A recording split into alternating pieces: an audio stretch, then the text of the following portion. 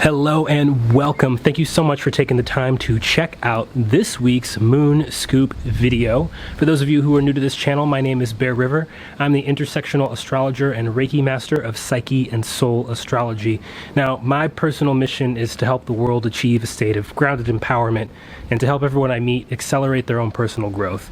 And these videos are one way that I can do that and stay true to my personal vision of keeping this work as accessible as possible. So if there's anything you'd like to see, please feel free to drop down in the comments, ask for it, comment about it. I'd love to engage with you and create the things that are most useful to you and for you. Now, this week's video is about the total solar eclipse in Cancer taking place tomorrow, July the 2nd, exactly at 12:16 p.m. That is if you are in the Pacific Daylight Time Zone.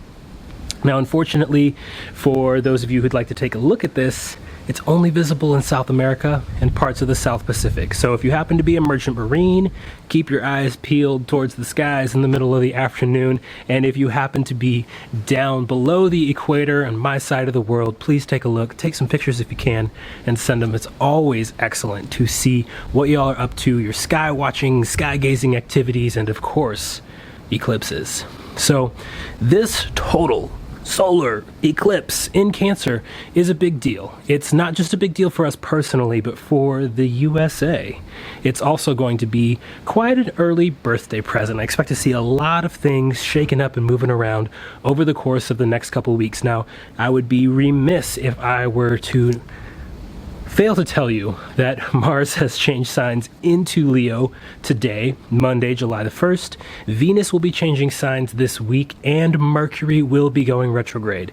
So even if you only hear just that part in this eclipse video, know that there is a lot going on in the sky this week. To say that it's active would be a bit of an understatement, but there's going to be a lot that we can do with the energies present.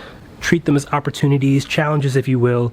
And there's also a lot that we won't be able to do. And so I also want to make sure to tell you a bit about what we may just have to endure, sit with, bide our tongues about, and bide our time over until the second of the pair of eclipses. That'll be the partial lunar eclipse in Capricorn. They'll be taking place July 16th. And then, of course, we may just have to wait for a few things until Mercury is back into direct motion and also moved past this back and forth shadow territory, as we call it. So I'll give you just a little bit of an explanation about what's going on with those other things, and then we'll spend the bulk of this video talking about the total solar eclipse in the sign of Cancer, because it is that big a deal. So I'm going to go back to the way I was doing things before. You'll see me down here in the corner. You'll see a big old chart up here. I'll talk about a few things going on in this chart that can help you kind of get a bit more detail and information about how this solar eclipse might land for us in a general sense. Now, of course, if you want to get really specific with what's going on, you're going to want to take a look at your own personal birth chart. If you've got the skills and the interest for doing that, all the more power to you. Feel free to ask me any questions that you want, or just to share where this particular lunation, the new moon in Cancer, which is a total solar eclipse, is landing in your own chart. I love to hear how things are going for y'all and what's happening in your lives. Now, if you don't happen to have the skills or the interest or the time to look through where this lunation is activating your chart, and to look for a few things that you can do to help integrate this energy so that you can experience grounded empowerment and accelerated growth, I do offer private sessions, and I do offer sliding scales. So just drop down in that description box. There's all sorts of details that you could possibly want or need to be able to do that, and I do love to be of service and assistance whenever I can. Now, as far as this chart is concerned, we're really just going to look at two things, because a lot of stuff is going to kind of relate back to itself, and even though we could look at a lot of details in this particular chart, they really reiterate the same message. And so what you're looking for up there is the rising sign. We always look at the rising sign because that rising sign leads us to what's called the horoscope, the hour marker. Now, the horoscope is the word that we use to describe, future forecasts for particular signs, but in this case what we're talking about is what planet is ruling the chart as a whole, what planet is kind of directing the energies all together during that specific time. And the exact moment that we have the Cancer new moon, aka total solar eclipse, is a moment when we have 27 degrees of Virgo rising, which means Mercury rules this chart. And if you have been listening to the airwaves, reading the tweets and the Insta posts and all that stuff, then you know that Mercury is about to be retrograde. It will station retrograde 1:26 a.m. in between Saturday and Sunday, 1 in the morning on Sunday, 1 late at night on Saturday, however you want to describe that. It'll be later this weekend that Mercury switches direction, and I think that that is very, very important to consider with this particular eclipse chart. Because this eclipse, which is already a period where our usual modes of perception, of understanding things, of synthesizing information, of doing our whole conscious person with a subconscious experience and physical body feels, is totally disrupted. If we think about the sun as representing our conscious awareness, it's blocked out by our emotional experience, the moon. Now, you could look at that a couple different ways, and depending on which schools of astrological thought you fall into, you could combine a few or disregard a few. But ultimately, what we have is a relatively rare, right? We only get 4, sometimes 5 or 6 eclipses over the course of a year. They come in pairs and they're separated by about 6 months. So they really do bookend significant chapters or themes in our lives. If you think about it like an act in a play, back in January, we had a set of eclipses that really ended the Leo Aquarius nodal period and kicked us full blast into this experience of the nodes being in the signs of Cancer and Capricorn. Now, we can dig a little bit deeper into this by taking a look at the sun and the moon. Now, with all of these moon scoop videos, I try to point out which planet rules the sun or the moon or both at any given lunation. Now, this particular lunation, because we are looking at a Cancer moon, the moon is in the sign that it rules, which makes the moon very strong and potent. Now, the moon is also the ruler of the sun because the sun is in Cancer. So the two together really suggests that for this specific new moon and this specific eclipse especially, we are looking at a period where the emotional experience is going to be quite heightened. I'm sure a lot of you have already been feeling that over the course of today, Monday, when I'm recording this video, and over the weekend as well. There is a lot that comes through, and if you've ever seen a total solar eclipse with your own eyes, but you know, with those fancy sunglasses on, sunglasses, not sunglasses.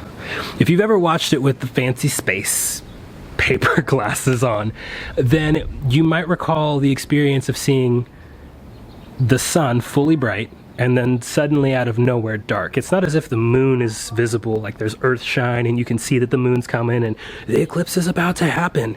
It just goes bright sun and then nothing. Until, you know, it creeps some more and then, ooh, the sun comes back out. And that is as literal a metaphor as we can possibly get for the experience that many of us are having internally right now. Despite your rational thought, right, Mercury's slowing down, so that rational thought's really kind of tenuous right now. Despite what you're consciously aware of or what you're willing, what you identify with, those are all sun things. The emotional aspect of our experience is not going to be ignored. In fact, it's going to, pardon the pun, eclipse everything else that we're experiencing over the course of tomorrow for sure, and the next 2 weeks in a lot of ways. Now, I said the eclipses always come in pairs. We have the total solar version of the eclipse where the moon eclipses the sun, hence it's a solar eclipse. And then 2 weeks from now, on July 16th, we'll have an experience where the Earth is actually going to come right in between the sun, that's you in the camera, and the moon, that's me over here. And so what we get is that crazy blood red moon in the sky, or some other weird color, depending on where we are, because the sun's light is bent around our atmosphere, and just a teeny tiny bit of it actually makes its way over to the moon. I'll talk a lot more about that lunar eclipse in 2 weeks, and we'll get back into that rhythm of giving you at least a new and full moon video every month and bring back some of those armchair astrology sessions as well. But when it comes to this total solar eclipse in the sign of Cancer, it's a big deal. It's a big deal for America because it's an early birthday present, and it's activating a few other planets in the chart of the US at the same time that this epic Pluto return is coming. It also precedes the North Node in Cancer hitting America's Sun and Jupiter. So there's a lot to do with the identity of America and our leadership that I expect to see some rumblings coming through and possibly some big revelations over the course of the next 2 weeks. Then again, with any eclipse period, you can think about it just like your birthday. You have your birthday, it's like, oh, I'm a year older, I came around the sun again. It's my day. And then, a few days after your birthday, it's still like pretty much your birthday. You're feeling like it's your birthday, at least if, you have some prominent Leo stuff going on maybe. And you have that feeling until suddenly it's as far away from your birthday as it could possibly be. And then it swings back around. But there's definitely this feeling of it's in effect. It's not so much in effect anymore. We're swinging back around to it, and boom, it's back in effect. And the nodes mark where the eclipses happen in the sky. And the eclipses themselves, because they come in these pairs within a single month and then pairs within the year, it gives us this little bit of a kind of 2-week intermission, and then boom, plays back on. What's happening? All right, time for another intermission. And we are heading into this intermission time where the sun and the moon together in the sign of Cancer, which is very much about our roots, the things that make us feel at home, the things that make us feel comfortable, relaxed, safe to be sure, but there's a certain amount of familiarity that Cancer has that Capricorn doesn't, because Capricorn is also about making sure that we're safe, but it's more in the sense of making sure that we have the laws and the rules and the authority figures to make sure that everything runs smoothly, make sure that our foundation is laid correctly, make sure that we've got good sturdy walls and we keep ourselves safe in this very external sense, right? Very earthy stuff, whereas Cancer is that watery internal side where we're looking at our inner emotional security. And so the big things that I think we're all going to want to be just holding in the back of our minds or at the forefront of our minds if we can, is that this period is very much going to call into question by highlighting for us what it is that hasn't been giving us that feeling of security, whether that's an emotional security or an external security in the sense of paying the bills, keeping me physically safe, like food, clothes, shelter, water type of security. So on the one hand, we're talking about that self-actualization, relationship, that the top part of Maslow's hierarchy of needs, that's Cancer. And then on the other side, we've got that base of the pyramid. And for all of us, on an individual level, on the collective level, and we'll see that is especially true for the US because of how this particular eclipse fits into America's chart, that those issues and themes are going to be highlighted, called into question, and possibly disrupted quite significantly.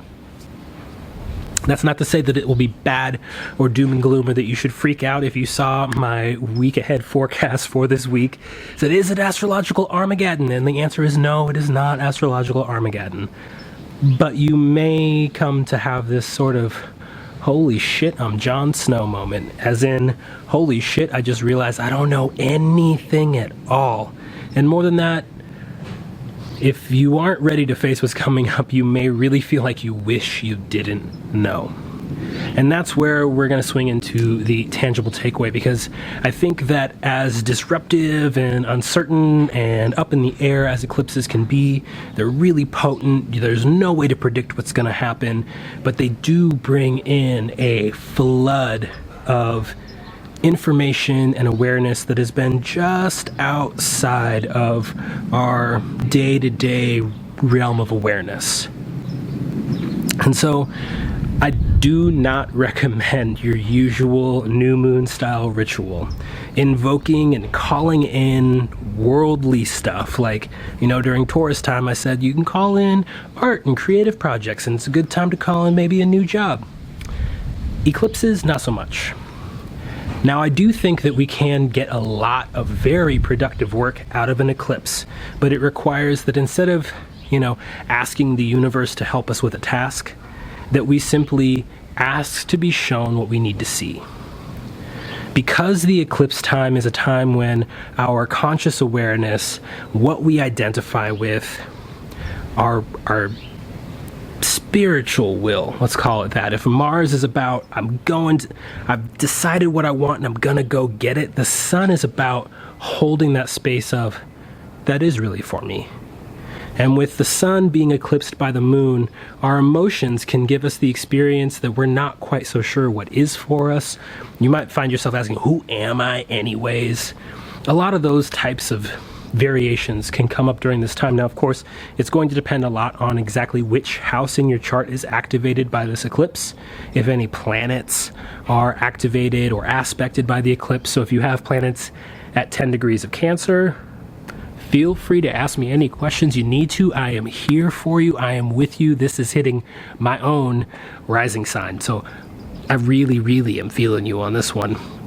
If you have planets at 10 degrees of any of the cardinal signs, even as far out as 5 or 4 degrees up to 15 or 16 degrees of a cardinal sign, this eclipse is really going to activate things for you. All y'all experiencing your Saturn returns, yes, super, extra, triply so. This one is really, really activating things for you, and the lunar eclipse on July 16th is going to do so even more intensely. So how does this relate to our tangible takeaway? What do we do with this information? Now, one, you can simply journal, ask the universe, do some prayer, some meditation, and just be receptive to the information that flows in. Rather than asking it to conform to what you already know, or what you already think you know, or what you believe, or what you want to be true, which has been going on a lot with some of the Jupiter-Neptune square going on. Forget all that. Just do your best to see what is really there. You don't need to accept it, embrace it, categorize it, come to understand it. Just note it, jot it down. If you don't have the best memory, remember to keep thinking about it over the course of the next 2 to 6 weeks. Because like I said, Mercury is ruling this chart, and Mercury is about to go retrograde. And so this whole eclipse period is sort of getting bundled into this larger period that is about rethinking, re-strategizing, replanning, right? It's our 3 times a year Mercury retrograde redo, and it comes along with our twice a year revelations. So I highly recommend that you keep a notepad around. I say this a lot. I'm the kind of person who tattooed a pen to me because I need to remember that much. Writing down what's coming up will help a lot. Journaling will help a lot. This is a time where if you are into divination, things like tarot cards and runes and dice, lots, tea leaves, whatever else, ask your guides, ask your tools, utilize them, but take it all with a grain of salt. My biggest recommendation is to not rush into anything. And my second biggest recommendation is to not take anything for granted. Now, I mean that in the usual sense of, don't take stuff for granted, but I also mean it in the sense of don't take for granted that information you received Tuesday, July 2nd is going to be true, relevant, applicable, or useful on Tuesday, July 16th, or some other day in August for that matter. It's very much a time period where there's just a whole disruption in the usual flow of information, and it's especially focused around our emotional ability to understand things logically, which is a weird thing to do. Aquarius moons, y'all out there know exactly what I'm talking about. There is an overlap between our rational thinking and our emotional processing and experiencing. But this is a really, really important time to let your feelings happen, honor them, accept them, investigate them if you feel called to investigate them. but don't necessarily act on them. Don't rush to act on them. You know, for instance, if you have a really, really grumpy day and your boss just rubs you wrong, not a good time to quit your job because you're just done. I highly recommend, if the circumstances justify it, to wait and postpone significant decision making until after the eclipses, and also after Mercury's retrograde period is over. So that's going to bring us all the way forward into August 15th, 16th.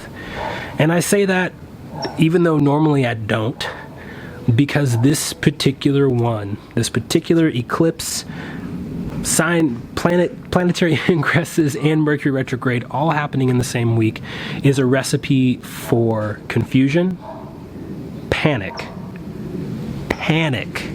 like freaking out hugely over things that you likely would respond to in a much more calm, cool, collected way, or at least in a much more deliberate way, or potentially in a much more intentional way if we were in different astrological circumstances. Now, this tangible takeaway is really hard to get out because it's hard to say precisely what will happen other than crazy shit in America.